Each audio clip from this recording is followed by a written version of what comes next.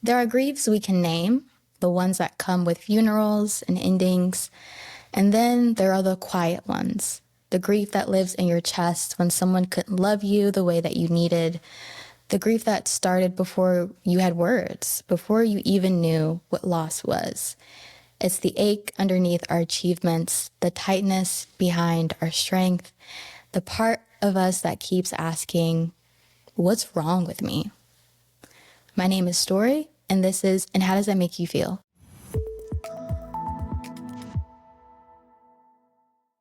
My guest today has spent more than 30 years helping people make sense of that ache. She's a licensed psychotherapist with in-person practices in Durham, Charlotte, and Wilmington, specializing in sex therapy, sex and love addiction, grief, which we'll talk about today, trauma, mood, and personality issues, and so much more. Today, I am joined by Dr. Sophia Caudle, the creator of the Original Grief Intensive, a framework that helps us meet the first loss, the one that shaped how we love, cope, and connect. Together, we'll decode the grief that began before we even knew what grief was, the grief written in our earliest emotional maps. We're talking about how grief shows up in our bodies, our relationships, and the ways we protect ourselves from feeling too much. If you ever felt like you're grieving something that you can't name, this episode is for you. All right, Dr. Sophia, thank you so much for joining us here on And How Does That Make You Feel? How are you feeling today? I feel really calm and really nice. Thank you for asking. How about you? I also feel very calm, actually. So must be something in the stars. I don't know. Let me just say this. When I first heard the term original grief, two thoughts came to mind. The first one being, is this the grief from which all other griefs come from? So like disappointments in love, disappointments in even how your life is unfolding, sort of like the root grief that all other grief sprouts from. And then the second thought was, or maybe is original grief our first encounter with that emotion, the first time we ever felt loss or disconnection. And so I'd love to start there in asking you why the term original grief. Yeah, well, really good questions. And the term original grief came to me really just in my work. Like it was me doing my own work, working with clients, realizing that the feelings that we have today in regards to our relationships or our families or our careers, our neighbors, life in general, whatever feelings we have that are more on the not desirable side, like when we don't get invited to a party, or when we have a breakup, or when our child goes to first grade or middle school, or goes to college, any kind of loss, and certainly death would be regarded there as well, because that's the grief that we traditionally speak about and talk about. The feelings that we have today are very much the exact same feelings that we experienced when we were really little, and we just didn't know how to feel those feelings. So we developed lots of survival tools when we were very young, and didn't really feel and process. And so I just kept bumping up against that. And specifically, that was in working with partners in sexual betrayal. And that sexual betrayal, underneath the trauma, is this huge situation of grief that really is bigger than that person. It connects back to that early attachment grief. And so original grief just really made sense. It is the original grief. It's origin grief. And I started working that way ever since. And it's just really been incredibly helpful to do that root cause work for myself and also with my clients. Well, you mentioned with yourself, I think I would love to, before we get into the framework, talk about your own journey with grief and how it's evolved over time and how your understanding of grief evolved through your work. So, could you share a little bit now about your journey towards this workshop? Yeah. I never, I mean, to be perfectly honest with you, I never regarded myself as a grief counselor. I have absolutely no interest and really still don't to work with the Mm, death and dying kind of grief. There are specific people who get highly trained to do that, and they're really good at that. And so I never really kind of dabbled. I mean, I did a little bit if my client was experiencing grief, of course, but so I never really was that interested in grief per se. And when I started doing alternative therapies and trauma work, probably mid-career, I started doing more of that. Um, that started helping me get to know myself better. I went through a very horrendous, extremely painful first marriage divorce that went on for years. Like I was mm. sued 4 times, and Wow. the threat of my son being taken away, and not to mention the really intense loss of my very best friend who I'd known since I was 12 years old, and we had such a great life together and created this wonderful son, and he relapsed, and I was the devil. And so it took me, Mm, and I mean, he thought I was the devil. I really wasn't the devil. Did I act like the mhm, devil out of reaction? Of course. Because nobody's going to take my child. but, mhm, but, mhm, um, there's really something in therapy after we do the trauma work. It's not like everything's going to be better. Like trauma's here, grief is here. Grief keeps bubbling up and kind of triggering trauma if we don't go down here. It took me several years to figure that out. And when I started learning more about grief, I learned about ambiguous loss. And I was like, okay, well, I don't have ambiguous loss. Like ambiguous loss is like someone disappears in a fire or an explosion or in war, and there's no body recovered, that kind of thing. mm. And I was like, but this feels like ambiguous grief, like it's the loss of someone who's still alive. And so that's really where my healing began.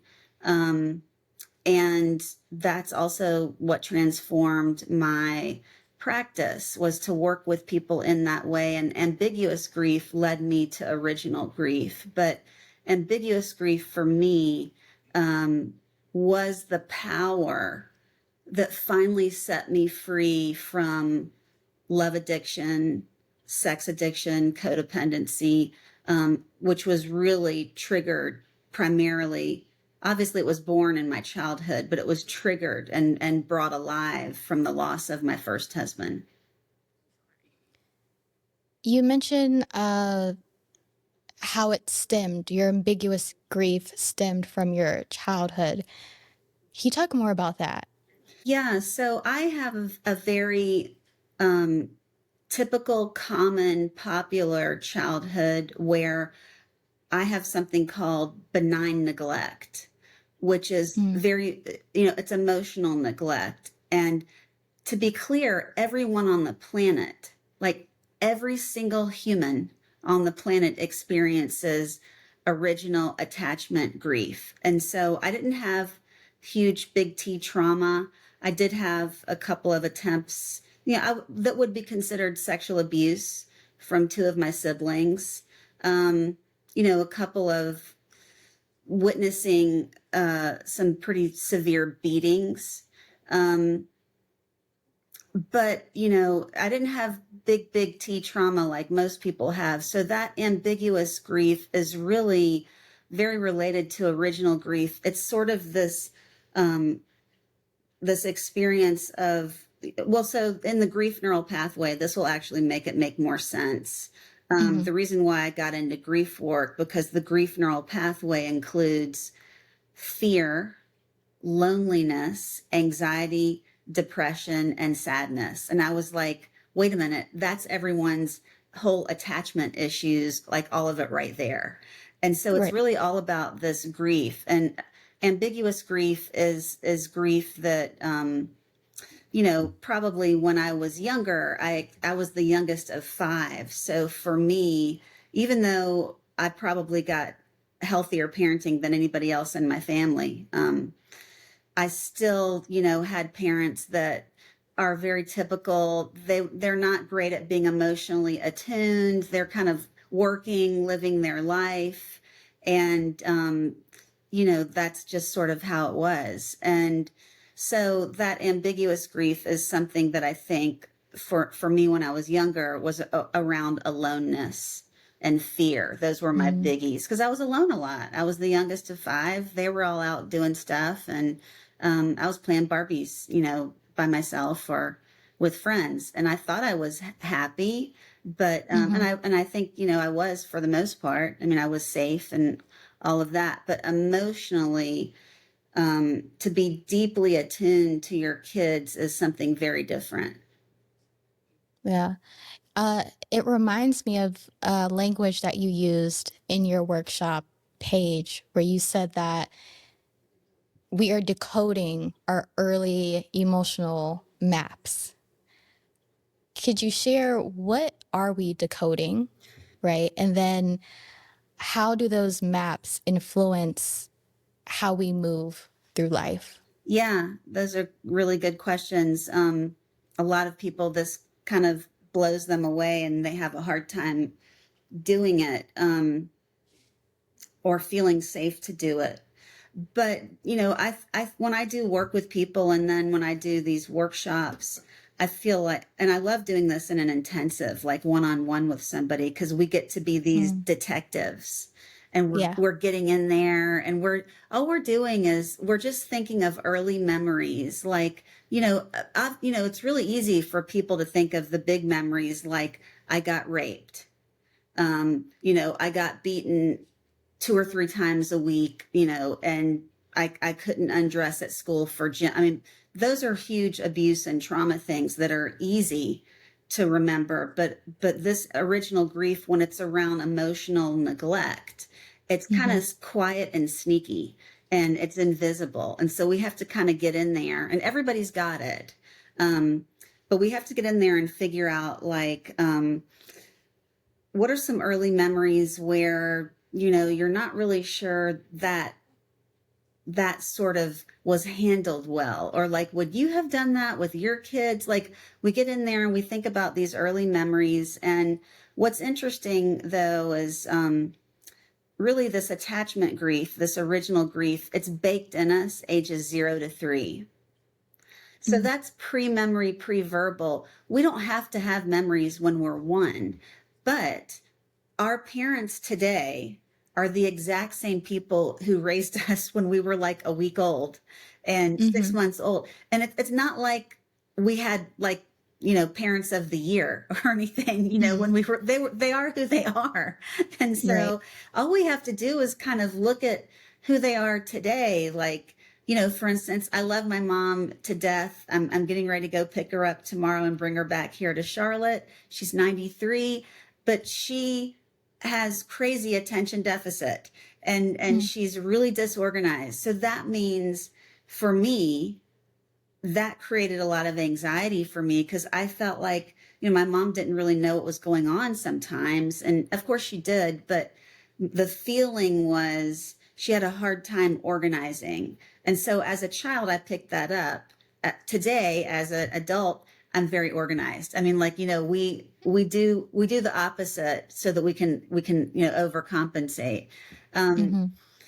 but you know, this early grief, the decoding, it's it's a necessary part of understanding what needs to be reparented. And only we are the ones who can reparent ourselves. That was our parents' job or our caregiver's job. It doesn't have to be parent, it could be grandparent, foster parent, aunt, uncle. It doesn't matter. Whoever raises us, caregiver is what I normally call it.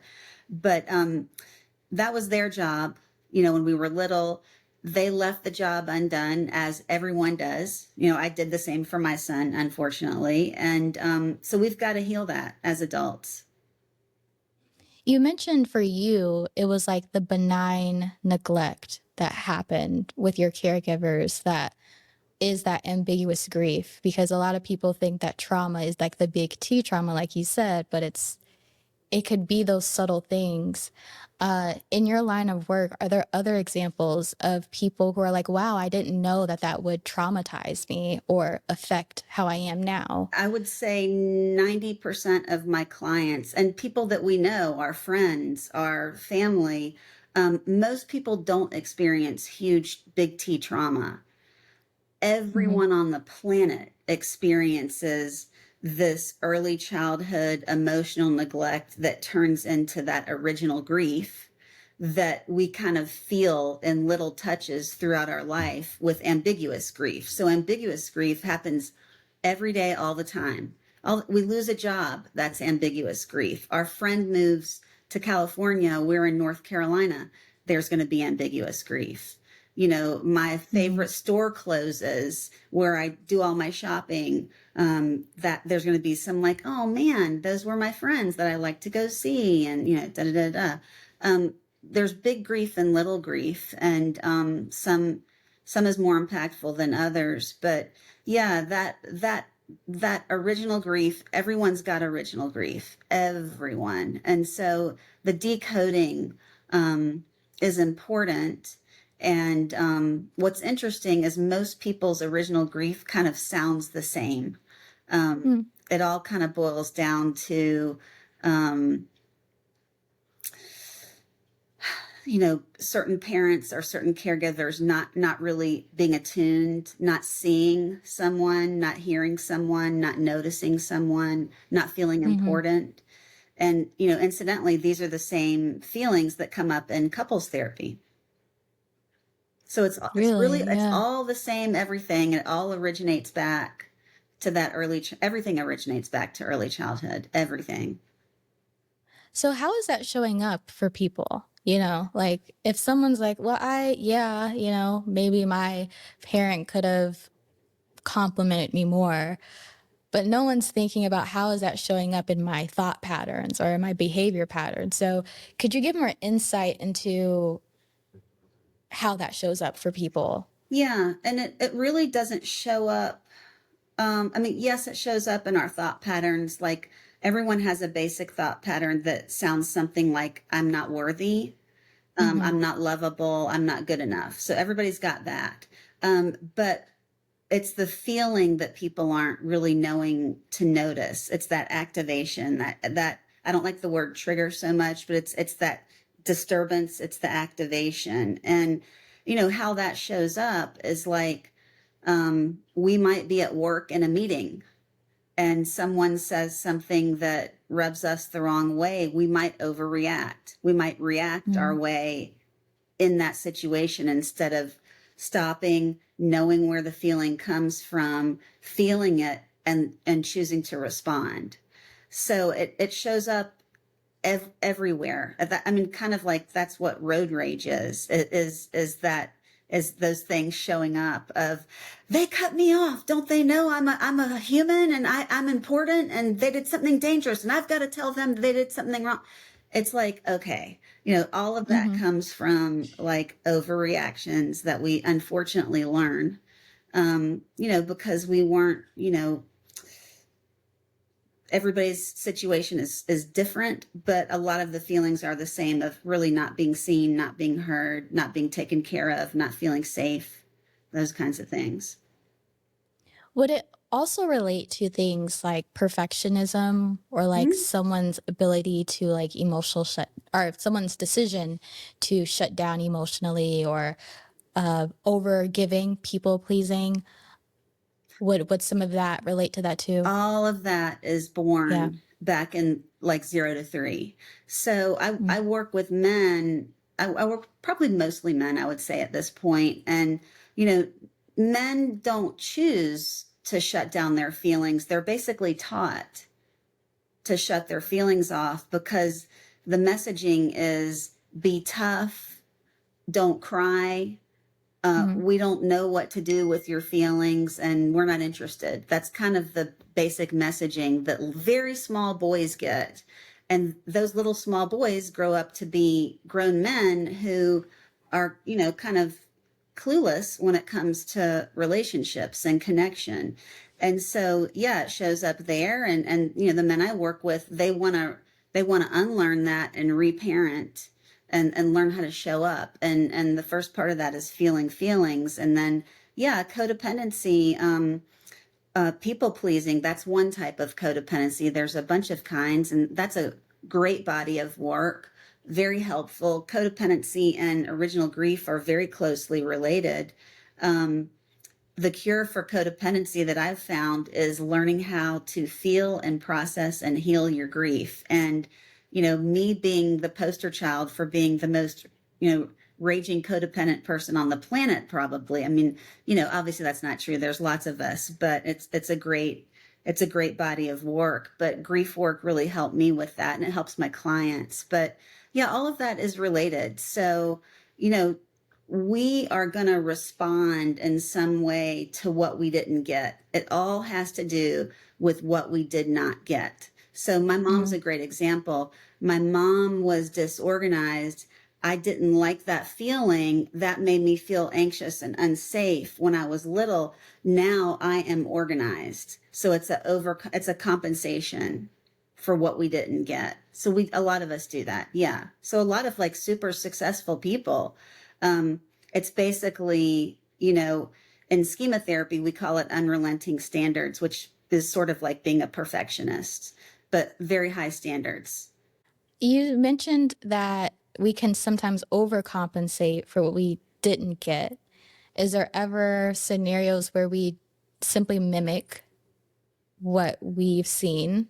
So there's like I want to be totally opposite, but then there's also I am now the same. Yes, I think that is more in our unconscious. Absolutely. We all do that in some ways. And we all do the opposite in some way also. So I see that most often with relationships. So oftentimes we will think in our mind, well, I know I don't want to pick a partner who is similar to my mom or dad or my caregiver A or caregiver B if we had two. And so they will choose the opposite, but more often than not, people choose what is familiar.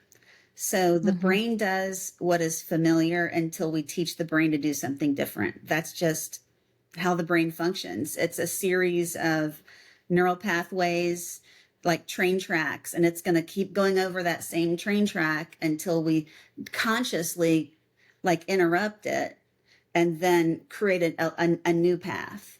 Over time, this one will become more traveled, more used, and easier to use. But a lot of times that old default still exists. It's still there. We just have to notice it earlier on, and that's a big part of deep psychotherapeutic work is increasing self-awareness more on the front end rather than once we've already stepped into it. That awareness piece is always the tricky part because it's like, you see someone in a certain pattern and you notice it, but they might not notice it. And even on your site, you talk about the felt or perceived awareness, but there has to be that awareness piece of this work.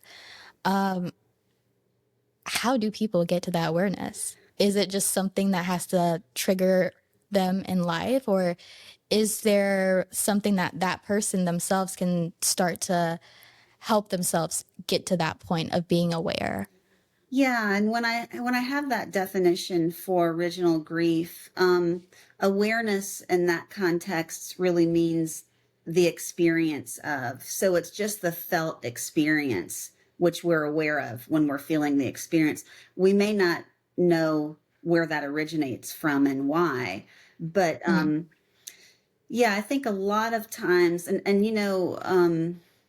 I was thinking of something earlier.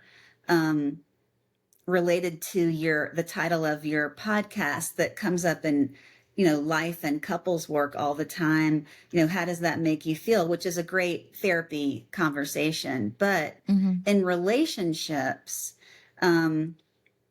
we are trained to talk about, you did this, you made me feel this way, and because you did this, I feel that, and you, and you made me feel that, and you did that, and so it's like, there's very little awareness for why we're activated in the way we are, and we think it's our partner, and they're just kind of poking it just because that's the natural way of living, as people are just kind of living together, not meaning to poke each other, but it's happening. We're accidentally poking each other's big stuff. But the reality is like, that partner could be saying and doing the exact same thing with a different person, and they'd be like, oh well, but it's because of our old stuff, our original grief, that we get activated in that way.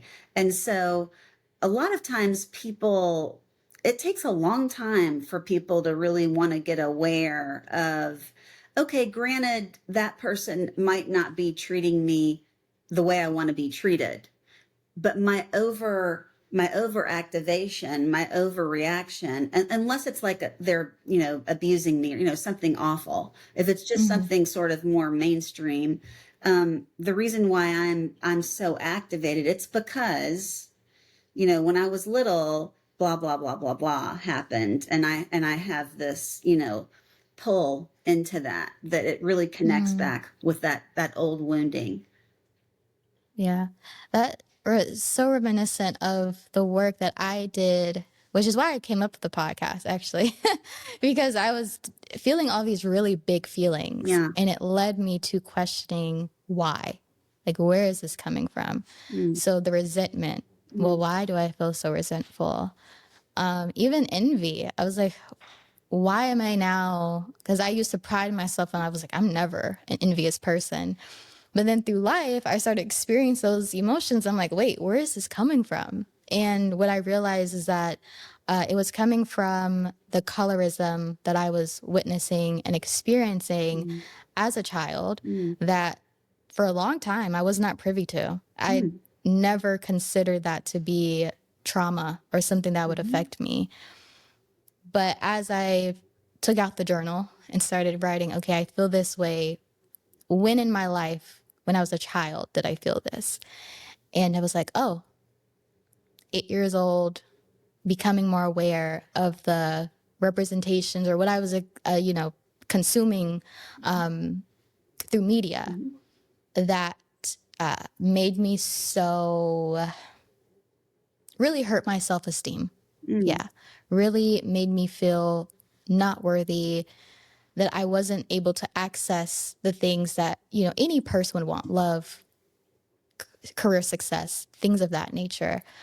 And so when I'm just listening to you speak about original grief, it sort of reminds me of shadow work. What are your thoughts on that? Is this kind of a similar concept? I don't know a ton about shadow work. I just know, Okay, yeah, yeah, okay.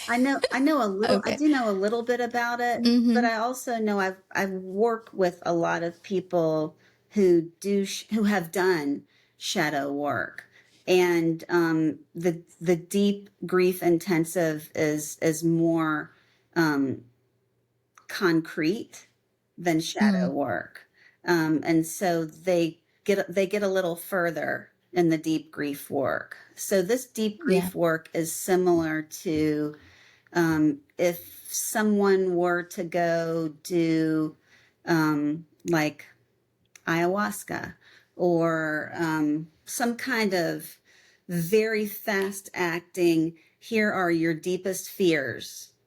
That's what original grief work is we're going deep into the very root cause. So Could you yeah. share more about that too? Like, in these, when you're having intensives or in this workshop, the original grief workshop, what is happening in those spaces that is very, because you hit on it too with like you go deeper, but that's different from traditional talk therapy. Very different.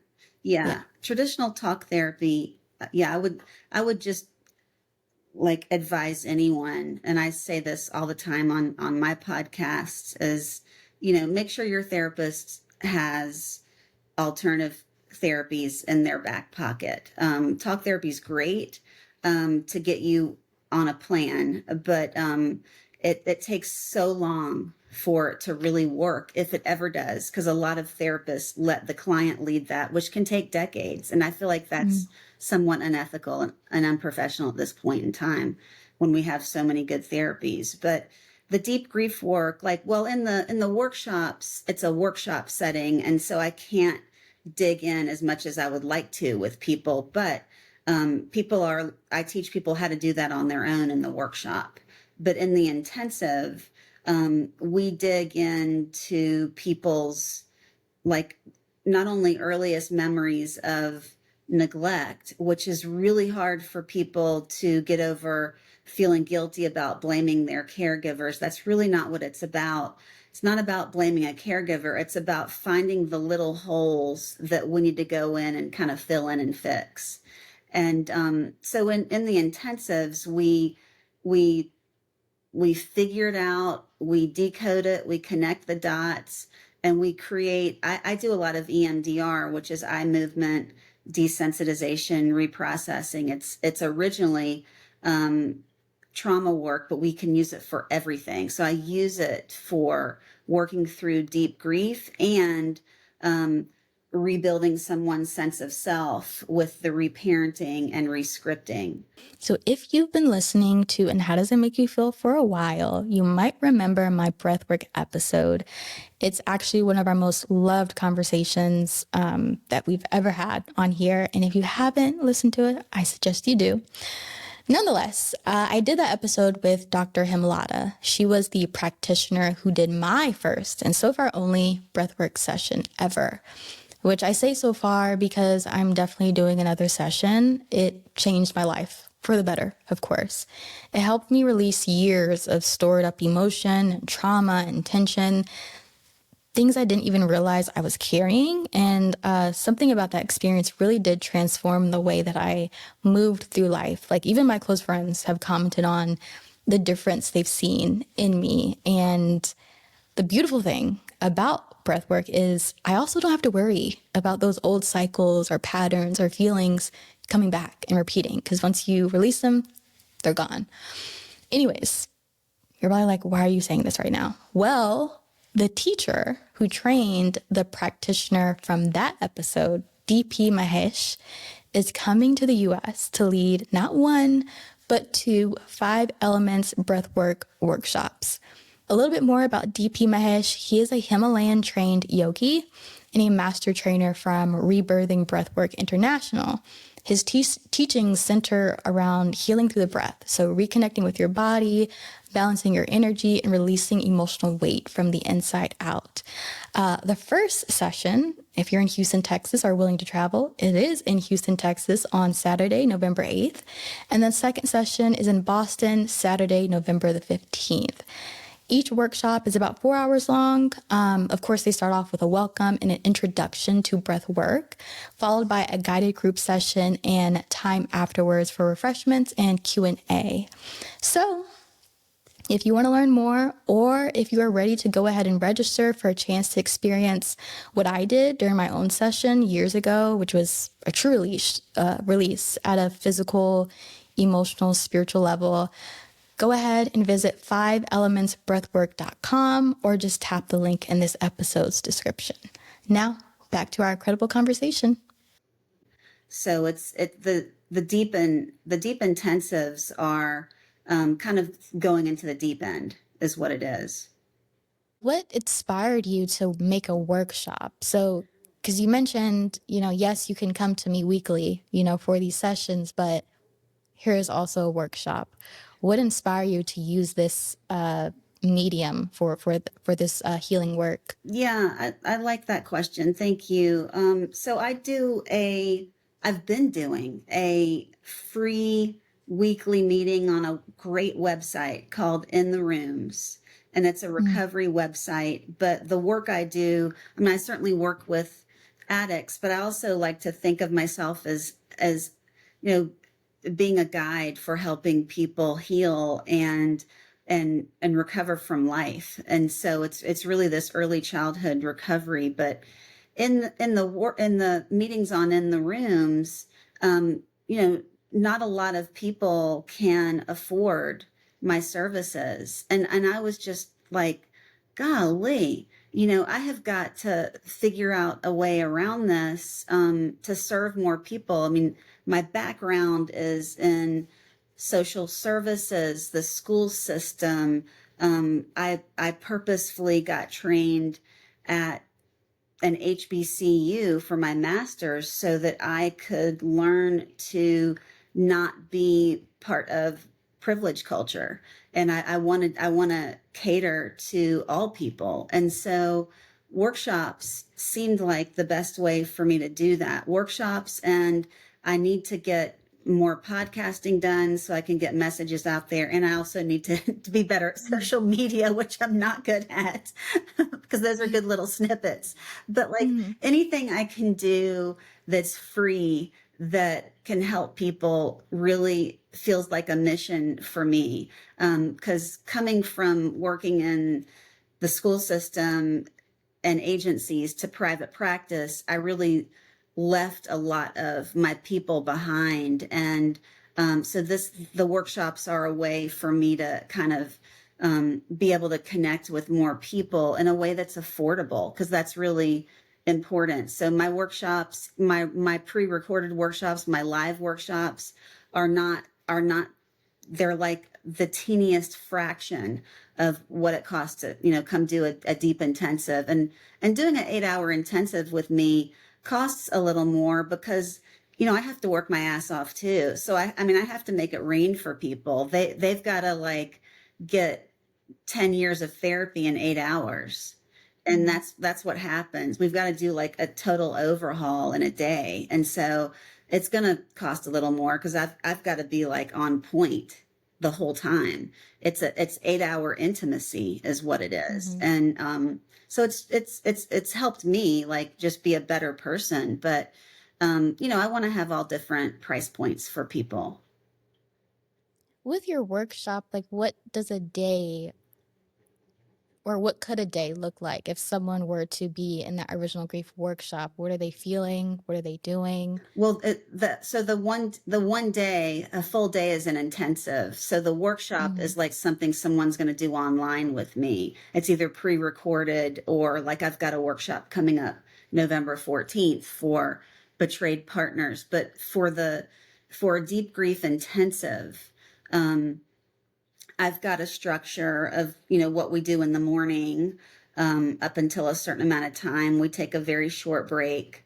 We do a lot of EMDR that's very specific to what we're working on. And then we create some original grief language for them that fits them. And then we do reparenting at the end. And I have I've been beta testing a reparenting process that people seem to really like for probably 8 years now. And I've got a reparenting workshop that's available on my website. But there's a reparenting process. So a lot of people talk about reparenting, and it took me till I was older. I was like, why is everybody talking about reparenting? Like nobody know. I don't even know like how to do it. Like nobody's teaching me what that means.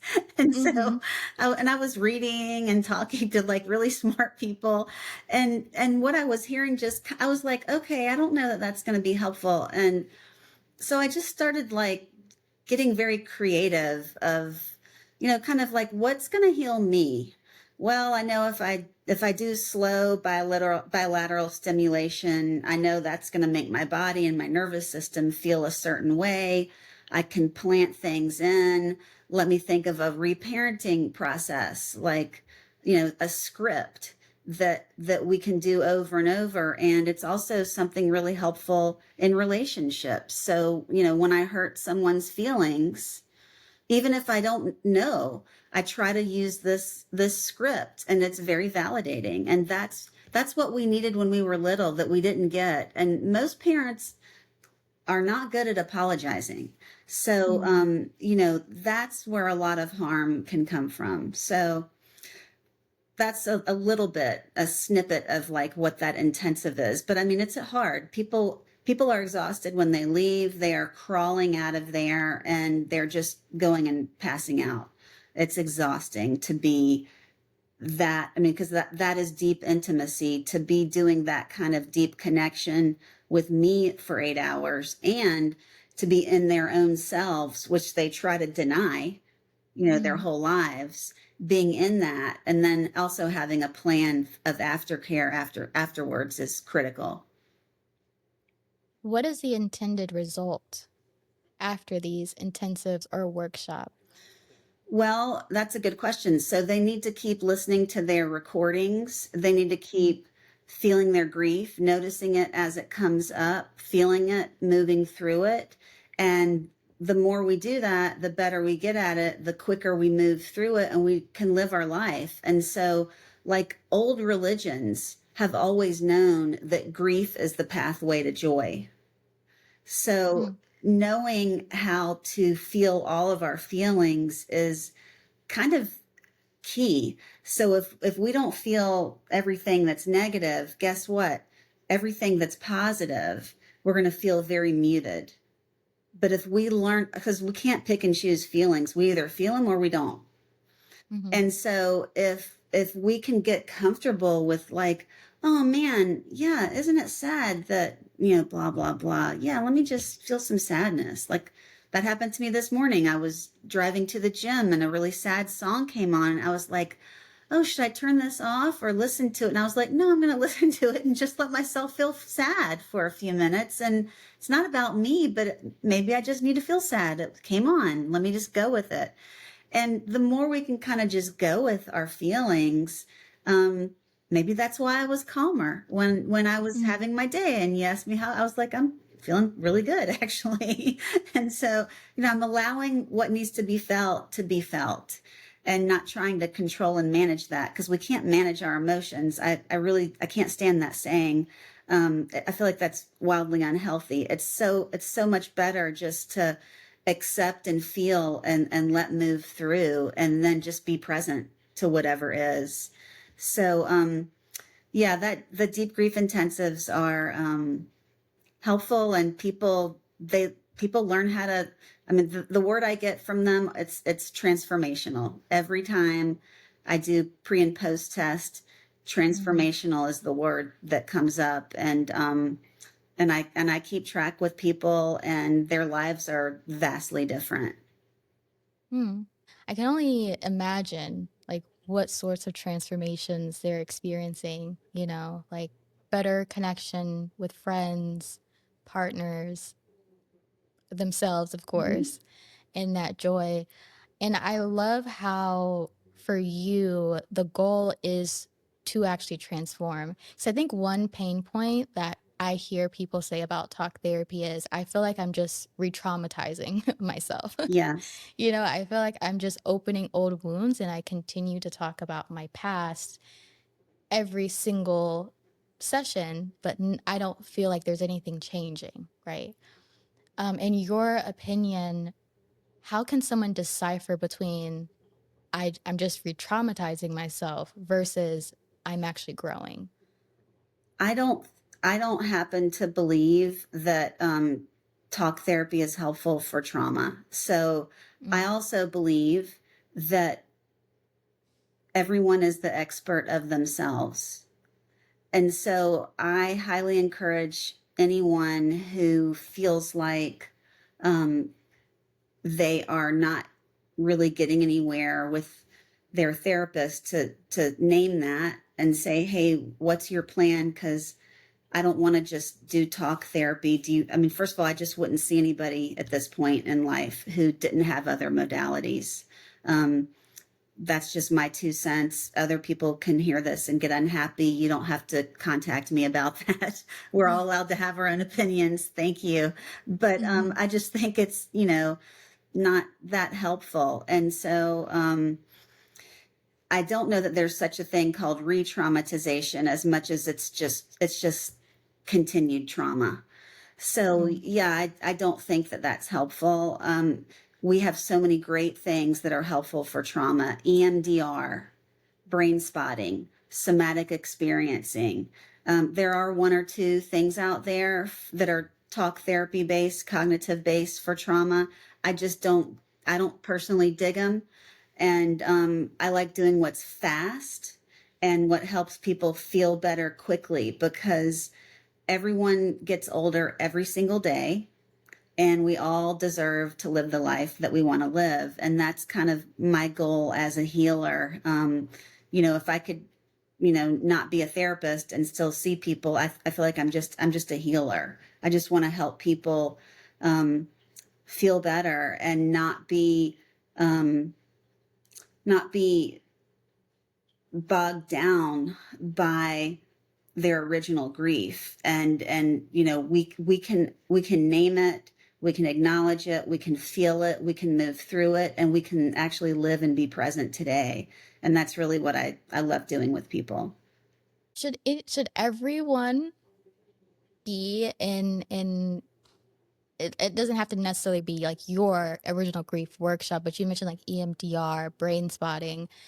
I mean, again, someone saying, well, I didn't have the big T happen to me, I didn't have the big trauma, right? So I don't think I need this. For those people thinking, don't think this is for me, what would you say? Like, who does need this? Is it everyone? It is actually everyone. And because Okay. everyone experienced emotional neglect, everyone. It's impossible that anyone got everything they needed when they were little. So the things we need are care, comfort, safety, nurturing, and affection. It's completely impossible to get all of those things. So when we don't get even a little bit sometimes because our caregiver is going to the bathroom, or they're cooking, or they're working, we as children internalize that because the child brain is only capable of blaming the self up until about age 13. Mm. So to answer that question, yes, everyone needs to look at their attachment wounding. That's what original grief work is. I think everyone would do well to be in some kind of therapy, some kind of counseling, some kind of personal growth work is also, it doesn't have to be traditional therapy. It can be personal growth work of some kind. It could be spiritually based. It could be, meditation based. It kind of doesn't matter. These are all the things that help the brain change and help us grow. I think, I am very attracted to doing work that's deep and fast. And so that's the only reason I do root cause work. And I want to help people get better quickly. I don't really want to see, I mean, I do have some long-term clients, but I don't aspire to have clients for 5 and 10 years unless, a huge crisis happens. Of course they can come back, but I want to give people tools so that they can live and be who they really are inside and have that person come out. So everyone needs good therapy, and everyone's got some kind of codependency, and that's just normal. We learn how to be codependent ages 0 to 3. It's about not getting our needs met. So that's why those two things are related. Yeah. So is this work ever done for someone? Like, is healing an end goal, or is it always, you're always doing the work day in and day out? I think that's a great question. I think that we do get to a point in life where the bulk of the work is done. Absolutely. If we're diligent and if we care about ourselves enough. Now, that doesn't mean that, bad things aren't going to happen or that we're not going to make mistakes. It just means that we're not going to create these big crises and like set off a nuclear bomb in our life like we tend to do, until we understand ourselves and really are willing to dive into those places that are a little bit harder to decode. But absolutely, I mean, I could easily stop doing my work now and I'd be great, but I don't want to ever do that. Like, I want to always keep growing my abilities to connect and participate in healthy intimacy. I want to always be getting better at soothing myself in healthy ways, and being attuned to myself and others around me. So, I think most people who are really into this, we kind of do our work forever, but it's not crisis work after a while. It's like it's maintenance, it's wellness, it's let me be better, that kind of thing. Are there any signs that someone may not be ready for this type of work? Oh, that's interesting. Um, I wish I could share what just popped into my head around that. Okay. Ah, um, there are signs. Yes. Mhm. Age happens to be one of them. It's interesting. A lot of women don't seem to be ready to go deep until they get to be older, late 40s, 50s, or 60s. Men, when a crisis happens, in general, they are more ready. Why that is, I don't know that anybody knows. Maybe it's just the simple differences in our brains. I think it has something to do with women have more connections and friendships typically, and Mhm. maybe they get different feedback along the way, and men have less, and so they really are kind of a blank slate around certain things. I'm not sure, but then some people just are, they haven't run that train into the ground yet, and they need to keep it rolling for a while. And that's everybody's life choice. I don't, there's plenty of people I don't work with because they're not ready. Um, Mhm. and that's okay. It takes what it takes. There was a long time I wasn't ready. Okay. It is what it is. And it takes what it takes to get to, for us to be sick and tired of being sick and tired is kind of how I see it. Mm. Feel that. It gets to a point, it's like, I don't like the life I'm living. I don't like how I'm feeling. Yeah. And so somebody help me understand what's going on. I think I that's guess opposite important. of that is, what are the signs that someone is ready for this type of work? I mean, crisis certainly brings people in. Um, but I think you actually said something I just wanted to touch on. A lot of people, um, we're taught to power through. And so Mm, most people are very shut down. And so they don't notice until it's kind of too late, or until they have some kind of burnout. I mean, I work with people with brain burnout, and it's a lot of times we go until it's too late. So, I think that that's why podcasts like yours are really important, really helpful, like quick, easy ways to think about something differently, because what we're mhm, taught in the workplace is work, work, work, work, work, work, work, and power through, and there's no work-life balance, blah, blah, blah. And I think that that catches up with everybody at some point, or you'll have a heart attack and die, or a stroke or something. And, I just think that all of these little ways of opening up our brains are really helpful. Podcasts, meditation, mhm, maybe some kind of spirituality. And then if therapy's interesting to someone, great. Lots of different kinds of mhm. therapy out there. There's a lot of different ways to grow and just to be curious with ourselves, which I think is really important. I think that curiosity piece was really the thing that opened my life to other things. And I appreciate you saying, like, this podcast I built to be a place where people can get curious about themselves, their lives, how they want their lives to be. And to your earlier point, saying, like, you're your own expert. You know yourself best. Mhm. Well, all of these things interest you? No. And they shouldn't, right? But if there is something like, you know what, I am curious to understand how your neuroemotional technique could help me in living a more aligned life. Here's information, go for it, explore it. If you're looking at our traditional East Asian medicine, like, I'm kind of tired of Western medicine, let me try this. So I appreciate you saying that because that is exactly what this platform is about. Curiosity, opening yourself to other things outside of traditional talk therapy, which I'm in talk therapy, but I like to also use, other things Yeah.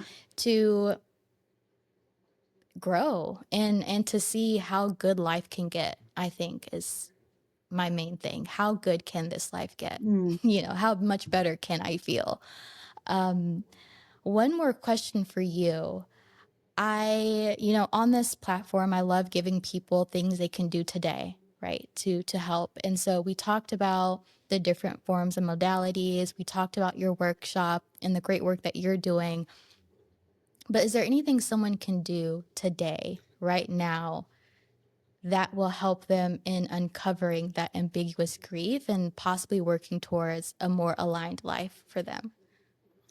Um, I don't know about uncovering the deep, ambiguous, and original grief. I don't know that I could tell someone how to do that Mhm. easily. I think that probably, you know, listening to some of my podcasts or blog posts or looking at some of those workshops kind of maps it out.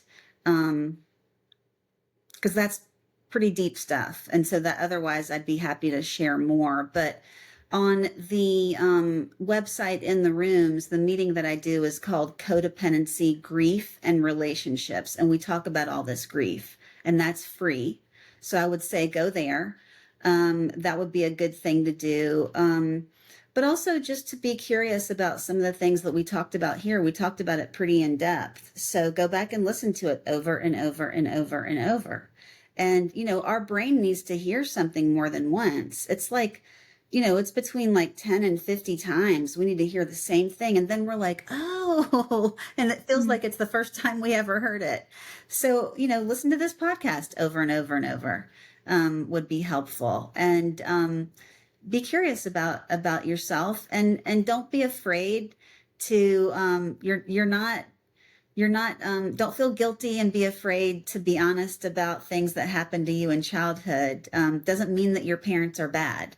It just means that we want to find these holes so that we can reparent it. So that would be kind of a snippet of what I would say. Where can people work with you or find you? Because I know we talked about your workshop, so we'll definitely have that linked in the episode description. But Thanks. Yeah. yeah, share how people can find you. Yeah, so I have an office in Charlotte, Durham, and Wrightsville Beach, and I work with people all over the world online. And so my primary websites are Bull City Psychotherapy and then Queen City Healthy Sex and Relationships. And I'm also, I actually, people think I'm nutty and crazy, but I put my cell phone out there because I don't want people to call me. I want people to text me. And I'm pretty Mhm. clear about I'm not great at checking messages, but people can email me. You can find me through my websites. My cell phone is out there, and I'm very accessible. I work with people in person and through Zoom. So yeah, I love working with all kinds of people, and I enjoy being a therapist and a healer. And I appreciate the work you're doing. And as I said, all the ways that people can find you will be linked in our episode description. Any last words? Anything else you want to share with the audience today?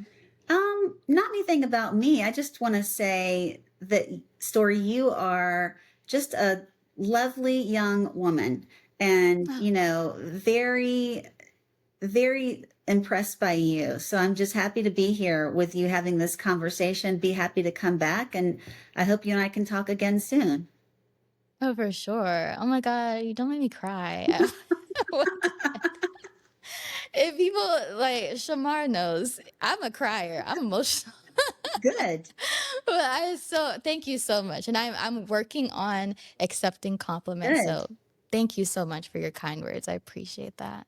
Thank you. Thank Thank you. you for having me. Grief doesn't disappear when we ignore it. It just waits. But when we finally turn towards it, when we give it language and permission, it begins to soften. Thank you for being here with me and with yourself through this conversation. As I said before, you can find Dr. Sophia's original grief intensive linked below in the episode description. And if this episode spoke to you, share it with someone who might be carrying quiet grief too. I leave you with this. Think about the first time you remember feeling unseen, unloved, or disconnected. What would it look like to give that version of yourself what they needed then, right now, in this moment? Until next time, I'll see you then, but please remember to be kind to yourself.